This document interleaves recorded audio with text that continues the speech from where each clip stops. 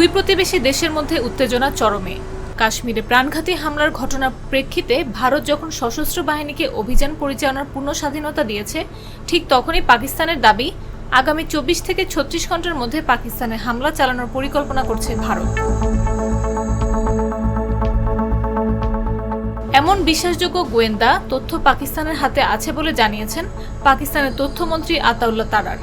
এর আগে মঙ্গলবার রাতে এক বৈঠকে গত সপ্তাহে কাশ্মীরে প্রাণঘাতী হামলার ঘটনার জবাব দিতে সশস্ত্র বাহিনীকে অভিযান পরিচালনার পূর্ণ স্বাধীনতা দেয় ভারত সরকার। ভারতের এই সিদ্ধান্তের পর ওই দিন রাতেই সাংবাদিকদের সঙ্গে আলাপকালে তথ্যমন্ত্রী বলেন, ভারত পেহেলগামের ঘটনায় জড়িত থাকার ভিত্তিহীন ও বানোয়াট অভিযোগের অজুহাত দেখিয়ে আগামী 24 থেকে 36 ঘন্টার মধ্যে পাকিস্তানের বিরুদ্ধে সামরিক পদক্ষেপ নিতে চায়।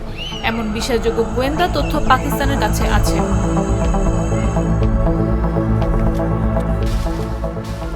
আতাউল্লাহ তারার বলেন, পাকিস্তান এই অঞ্চলে ভারতের স্বঘোষিত বিচারক ও সাজা কার্যকরের ভূমিকা তীব্রভাবে প্রত্যাখ্যান করছে।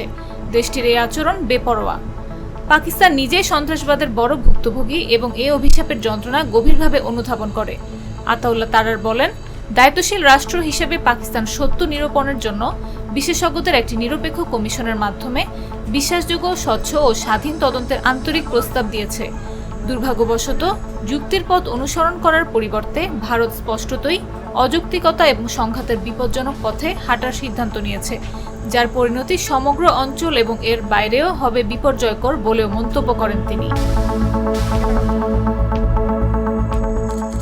পাকিস্তানের তথ্যমন্ত্রী আরও বলেন, বিশ্বাসযোগ্য তদন্ত এড়িয়ে যাওয়াই ভারতের আসল মতলব প্রকাশের জন্য যথেষ্ট প্রমাণ। ভারতের এ ধরনের যে কোনো সামরিক অভিযানের জবাব নিশ্চিতভাবে এবং দৃঢ়তার সঙ্গেই দেয়া হবে। যে কোনো মূল্যে পাকিস্তানের সার্বভৌমত্ব ও ভূখণ্ডগত অখণ্ডতা রক্ষায় দেশটির সংকল্প পুনর্ব্যক্ত করেন তিনি। এছাড়াও পাল্টাপাল্টি উত্তেজনা সৃষ্টি এবং এর পরবর্তী পরিণতির দায়ভার সরাসরি ভারতের ওপর বর্তাবে বলেও মন্তব্য করেন তিনি।